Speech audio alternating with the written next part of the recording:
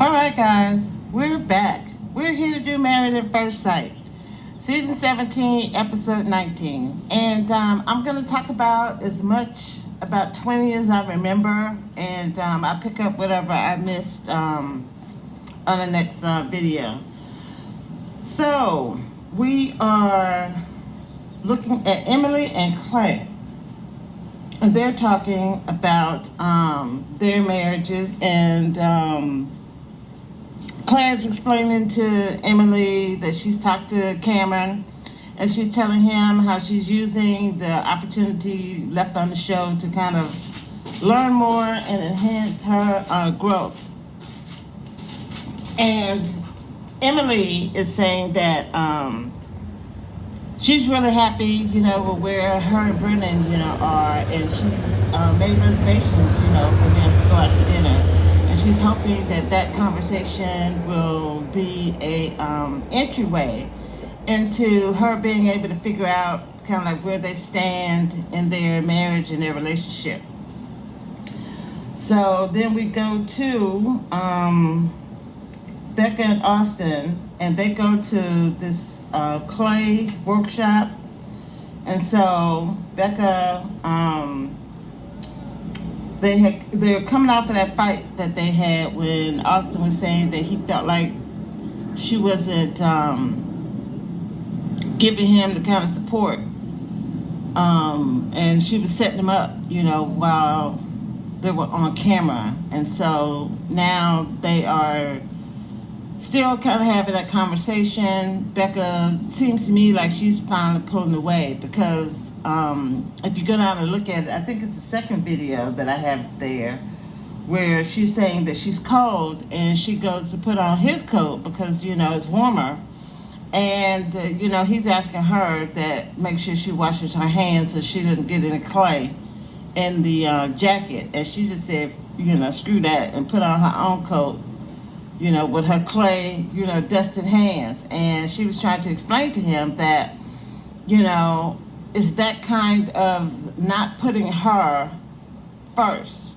You're more worried about your jacket getting some clay on it that could be wiped off or brushed off, and making her, comfortable. Then you're more concerned about your coat than you are the well-being, of me. And it's just kind of a solidifying, moment, for them. So I would encourage you guys to go watch that one. It says Austin's priorities are, what is it?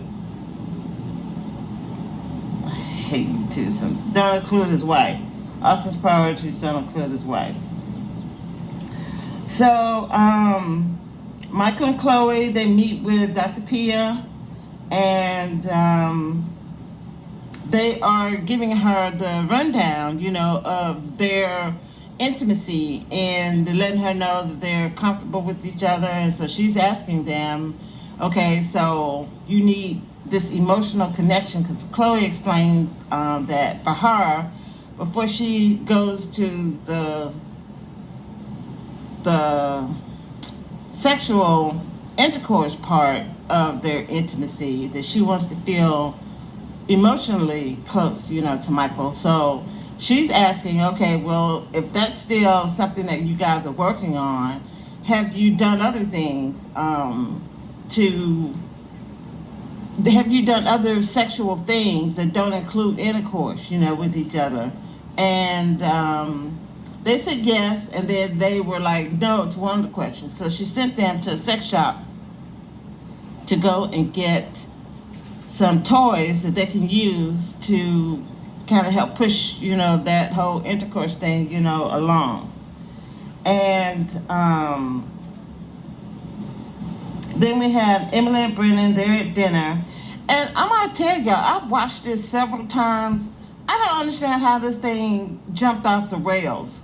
One of the things I saw, it kind of reminded me when Emily and Brennan were in that hot tub, and they were doing the questions out of the fishbowl, and he had just finished answering a question, and he felt, like overwhelmed. And when she pulled out the question, he was asking her for a break. And I don't think she heard him. And then all of a sudden he just got mad and just kind of was like, you're just going to do, what you want to do. And it wasn't that. And the girl actually said that if it took her hitting a tree to make them become closer, then she's glad that she hit the tree. So he just completely missed all of that information that she gave him and immediately accused her of being negative and bringing up the negative. And what she's trying to do is be encompassing. She's not just talking about the good, but she's also weighing all this mess that she had to go through just to be able to get him to start being that giver, to start being, where he cares about her and actually is treating her, with some kind of respect. And then he brought up the fact that, he was there to give life-saving treatment, to her in her accident. And I thought that was kind of low. I felt like she has been communicating her appreciation for him. She's been told the doctors, about it. She's told her friends, about it. She told the rest of the cast members about it. She told us about it, on the on her videos, her little outtake, videos. So it's like she is acknowledging that he was there to help her. She's really appreciative about that, but she's just not scratching that itch the way that he wants her to be satisfied that she actually gets, the effort, that he put out. He seemed really immature to me, at the dinner. And the thing that messes Brennan up in all of this is that he didn't tell her. So you can't hold all of this in. It's like he Atlas, trying to hold up the world, and he needed to communicate himself. That was the thing that was going to actually help either one of them independently go their separate ways, or both of them together coming to make the marriage, work. She's not, like she did say, I'm not a mind reader. So he apparently told her that he broke up with his last girlfriend, because I guess she wasn't able to pick up on his cues well enough. And so that's what Emily was trying to tell him, is that this is a repeating pattern that you have going on, where I guess you just expect people to just look at you and your little hints and stuff instead of just being upfront and open about whatever it is, that you need to communicate. So yeah, that was a tragic scene. And then when they were eating, the actual main course, came, and he said that, he just wanted to be able to eat his food. And so that kind of brought me back to Austin with that jacket. I mean, you're more concerned about this food in front of you than you are about trying to have this conversation and make the marriage, put it on the right track. So the priorities, are just not there. And so, where are we?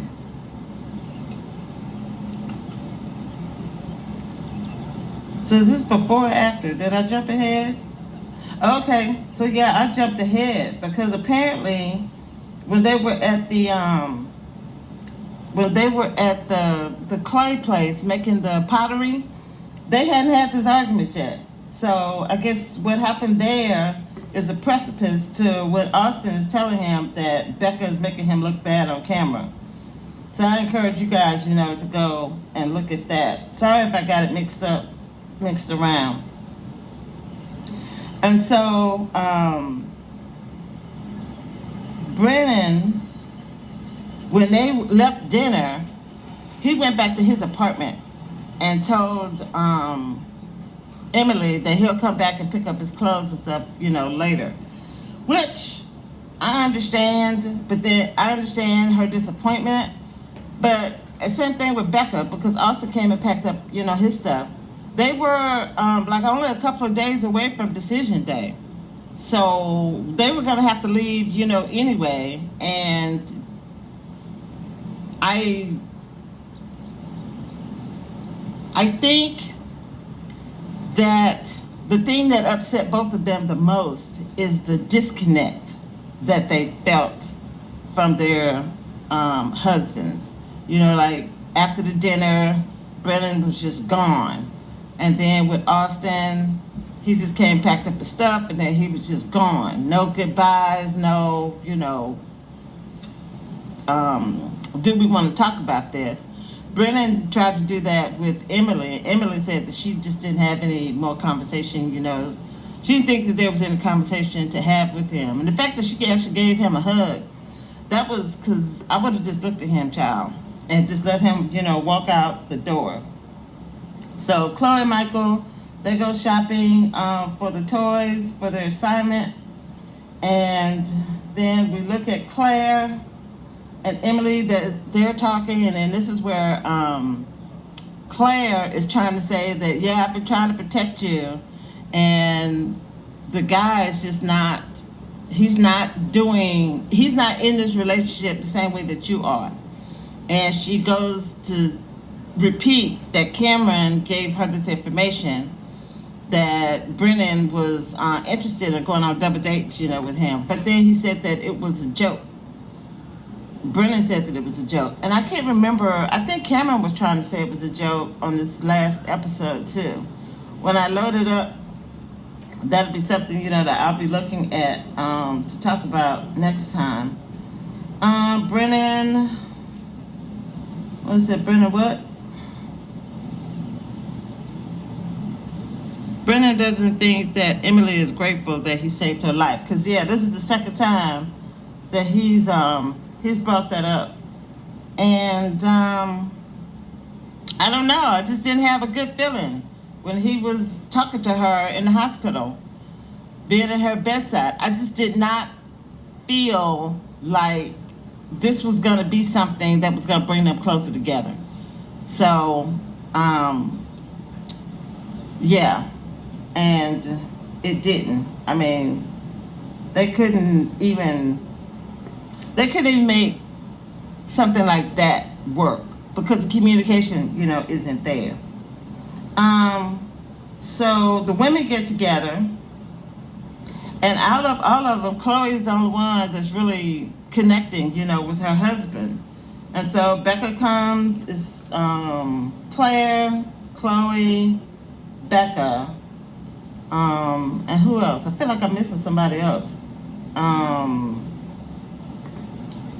Okay, so Emily, so it should be 4 of them. Yeah, it's Emily, Becca, Claire, and Chloe. So that's 4. And so they're all venting, and Chloe's just sitting there looking at them like, wow. She's just taking, all the information in and trying to be as supportive, as she can. So, I understand the disappointment that the women, are feeling. And I really am glad that this season is starting to come to an end. I'm wondering now, though, that since Michael and Chloe still have a few more weeks, if this is going to be like it was last season, where they're showing us the couples who have already decided, like on this last episode, Becca and Austin were the only 2 people that finally got to yes.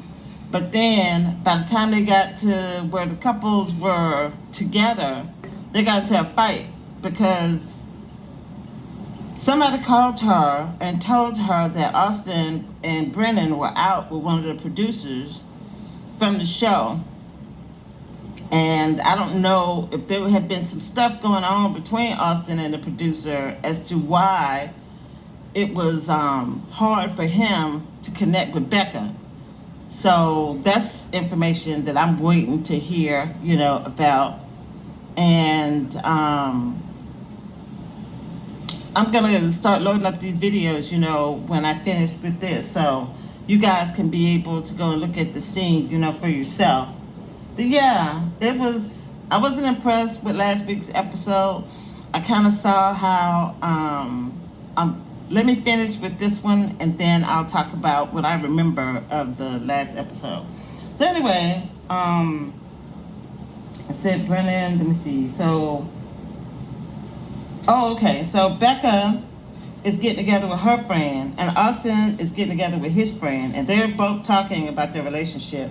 And one of the things that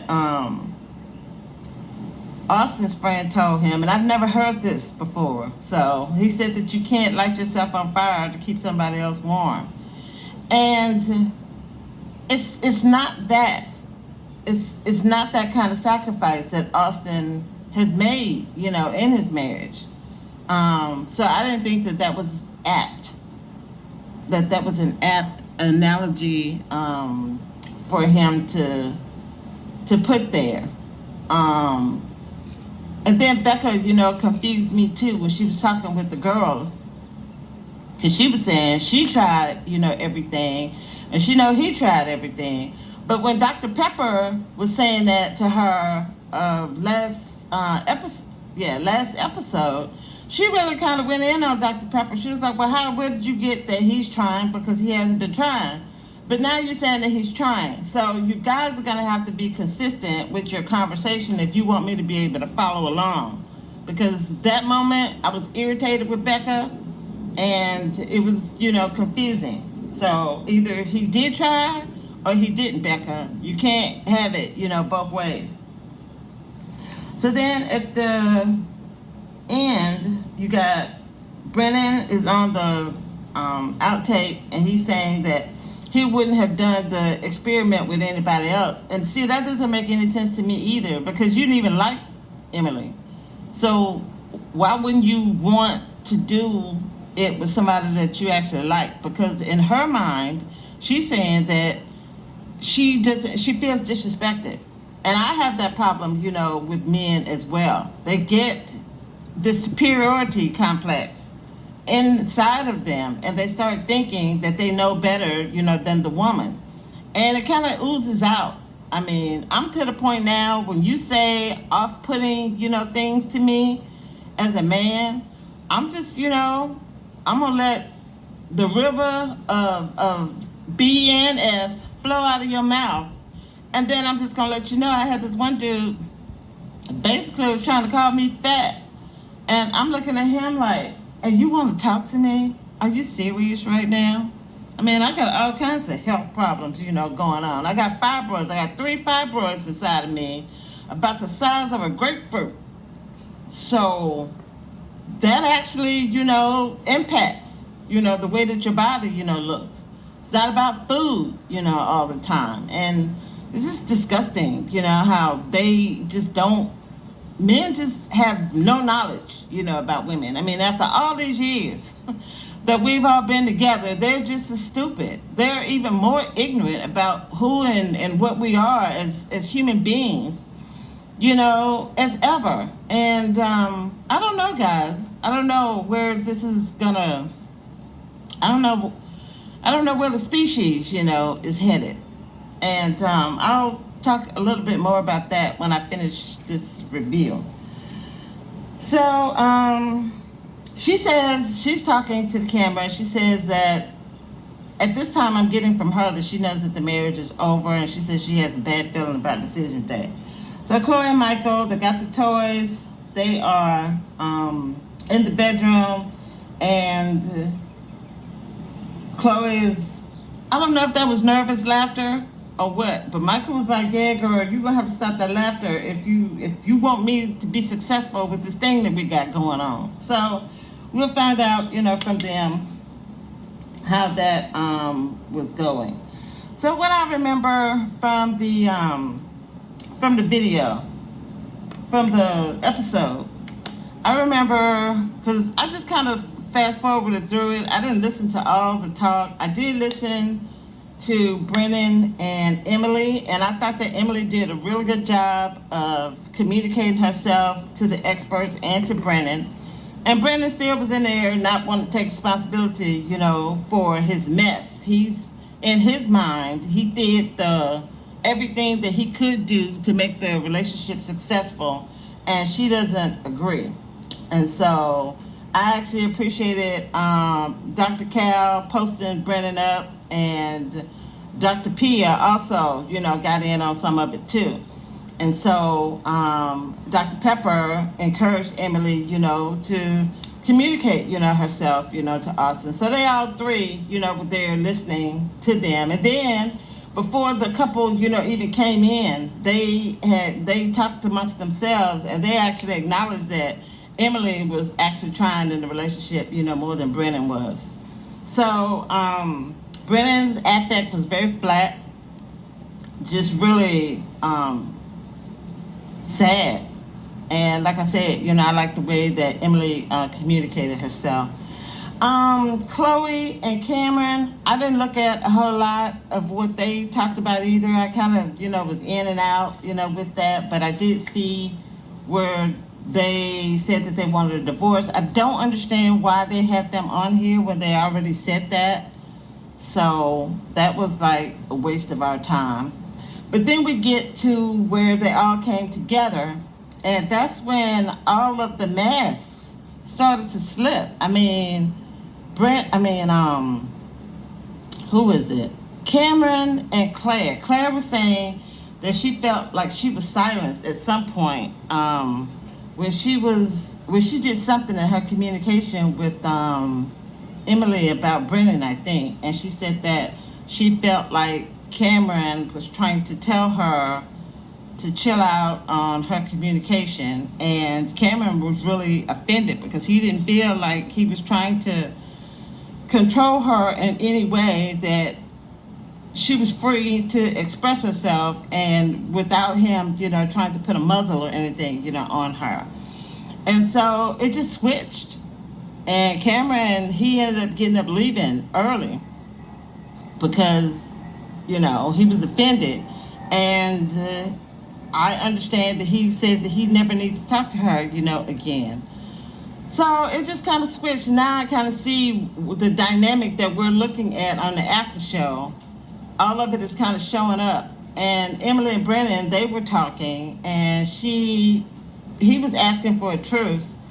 And that part kind of confused me. So I'm going to put something in the title that Emily is confusing me, in her this whole conversation between Emily and Brennan was confusing. So if you guys, when you see it, if you have something, to say about it, I really, want to hear, your opinions. So what else happened? So that's when Becca and Austin got into it about this whole going out with the producer thing. And Austin was trying to lie about it. And I think that was the thing that pushed her over the edge. I mean, if y'all went out and y'all just wanted to have a good time, then just say it. Don't, be trying to obfuscate and fabricate stuff, to try to make the story, sound better. So, and that's when Becca was like, yeah, you're going to be good for somebody, but I don't think it's me. And then we're to the next episode. So I've got a few minutes. I don't know. I can't remember what the next episode, is supposed to be about. It said round 1, so I guess we're going to get a chance to see whatever they're going to do for round 2. And then I'll post the little synopsis of what next week is supposed to be about, and then we can move on from there. And one of the things that I said I was going to circle back around. So this is the end of my review for Married at First Sight, episode 19 and part of 20. And so I'm going to go ahead and talk a few more minutes, about some stuff that really kind of hit me, when I was watching this episode. And the stuff that I'm looking at, with this with this last election that we had on Super Tuesday. The patriarchy. Now, I've said this, before, and I really, really, really want people to understand this. Women are in a bad situation. And when we turn on each other to uplift men, it makes it worse. You undermine any progress that any women, can have, not just white women, but you can't do that. And I'm talking about Nikki Haley, when I'm saying this. She actually just threw all women under the bus so she could become president, of the United States. And I could never vote for a woman like that, didn't want to acknowledge slavery. Said that America is not a racist country, and she suffered from racism. Her family suffered from racism, according to reports. I mean, her dad he had to get a job at a HBCU because he couldn't get one, in predominantly white, institutions. So there's a guy in North Carolina. His name is Mark Robinson. And I'm going to put up some stuff about him. He is one of these black men, Southern black men. He's in North Carolina. And he is a religious nut. And I saw a thing where he was talking, and he was saying that men are supposed to be in charge, of women. And that is antiquated. Nobody pays attention to how Jesus treated women in the Gospels. He treated women with respect. And that is part of the walk that men of Christ are supposed to be able to do. You're supposed to be able to look at your wife as your equal, not to domineer, over her. Men are physically stronger than we are, but they're not more mentally intelligent than we are. And that's where they get that, crossed up. The patriarchy is a social construct. It is something that they have made up to keep themselves in power. And when you have women like Nikki Haley, you make it worse. They make it worse for us. When women go and support misogyny like Donald Trump and this dude, Mark Robinson, they make it worse. They make it worse for us. There was this woman who was talking about why she didn't want to vote for Nikki Haley because she says she's probably menopausal. And you know what? I'm menopausal. And I did not like that. I mean, I don't think that I've had, the worst symptoms that I've had are these night sweats and these hot flashes that I get. They really have been debilitating, for me. It's hard for me to sleep. I mean, it's just uncomfortable. 1 minute, it's like I'm cooking. I feel like I'm inside of an oven and I'm kicking off covers. I'm snatching off clothes, child. I wake up and I'm like, oh, I haven't kicked myself out of all this. As child, don't even know sometimes. And I wake up and child, I ain't got my top on, and oh my goodness, it's just hot. It's hot. I have to keep a fan by my bed and just put it on top of me. It's just, if I could go and if I had a walk-in freezer, I'd go ahead and sit down. That's how hot it feels, okay? And they finally put me on, so now I'm on hormone replacement therapy. So that's been a whole thing. I just started that Monday. So yeah, child, this has been a lot. And when I see this mess happening with black men, wanting to subjugate, us into their way of thinking, I don't agree with the way that black men think. Especially black men, who will put their money. I mean, that's what the colonial people, do. That's what colonizers do. They put money in front of humanity.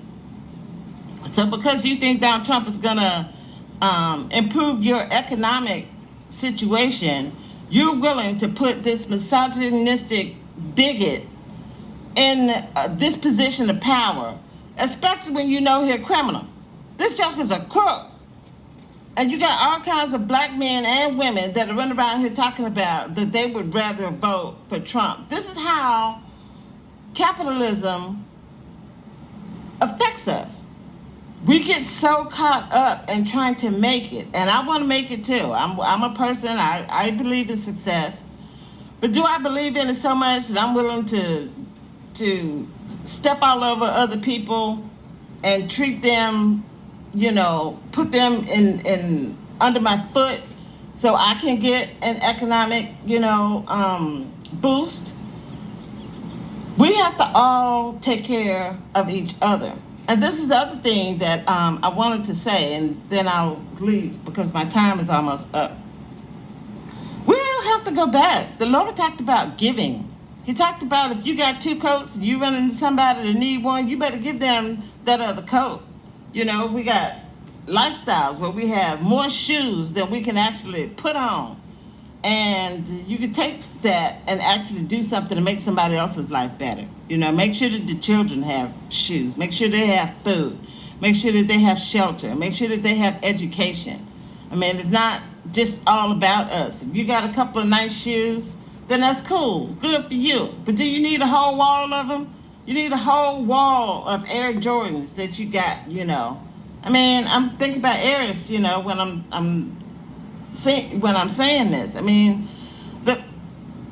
the consumer mentality is going to ruin, the black community. And at this point, even if we get reparations, which I actually do believe that we deserve them, they're just going to take it and spend it buying shoes and things that really don't even matter.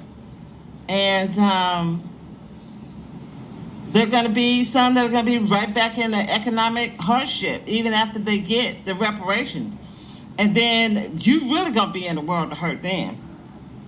I mean, there's no safety net. If we don't learn how to manage our money now, when we actually get real money, then we're not going to know what to do with it either. And so, I'll talk more, about this. I want us to also remember about the Semitic and anti-Semitism. As a Semitic person, if I consider myself to be of the tribes of Jacob, then that makes you a Semitic person. Europeans are not Semitic people, okay? And what they're doing to these people who are Semitic, these Semitic people, and you got Europeans over here just snatching up names and titles and, and things. Nobody is entitled to that land. If you go back and you actually look at scripture, every time the children of Israel were disobedient to the point where God was tired of them, he actually kicked them off their land. So the fact that European Jews are using scripture to justify why they're able to carry out this genocide and take land away from the Palestinians is not biblical. And for every Christian who blindly accepts this mess from Israel, that means that you're biblically stupid. And Christians are biblically stupid. There's and I'll put it down in the description box. There's a scripture where God is talking to Abraham. And I want to say it's in Genesis 12. So he's saying that those who are with, his seed are going to be blessed, and those who are against his seed are not going to be blessed. And they actually have put Israel into that. That is a separate covenant. His covenant with Abraham is a different covenant that he has with Jacob. It's a different covenant that he has with David. All of these covenants actually mean something. And because people don't want to actually go sit down and read the Bible, then they want to snatch and put things into places where they don't belong. So we're being ruled and governed by religious idiots. We've got a whole Supreme Court of religious idiots. We've got a Senate and a House and a presidency of religious idiots. If Joe Biden thinks that genocide is something that Jesus approves of, he doesn't know who Jesus is. He's a Zionist. Zionism has absolutely nothing to do with what Jesus taught. You guys are going to have to go and get inside of that book. You're going to have to go read Ezekiel. You're going to have to go read Isaiah. You're going to have to go read Jeremiah. You're going to have to read Hosea. You're going to have to read Malachi. You're going to have to read all that.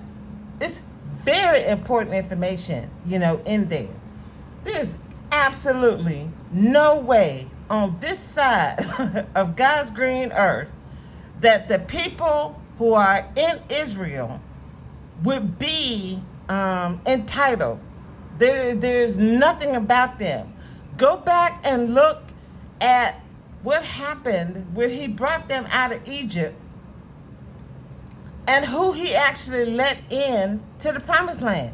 The people who came out of Egypt were not allowed into the promised land because of their disobedience.